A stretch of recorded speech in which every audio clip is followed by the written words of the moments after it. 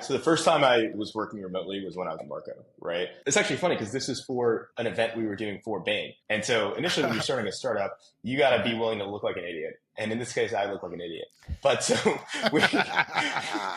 I remember we basically were doing these like cooking classes, and I was like working to like manually ship these kits with this, like the chef who didn't have it dialed in terms of like shipping food kits. So then I'm working with this junior person at Bain, and it's actually the head of the technology practice at Bain, all these like senior partners.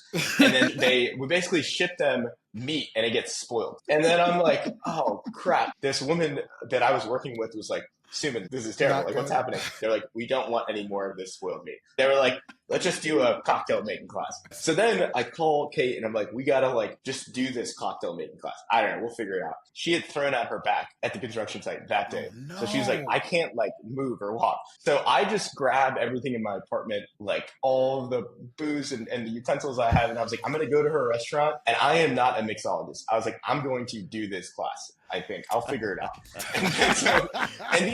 So we had this. So people keep are it simple: upset. gin and tonic. Yeah. So exactly. Visit us at remotely1.com/podcast for upcoming episodes. Subscribe to our YouTube channel and download our episodes on your favorite podcast app.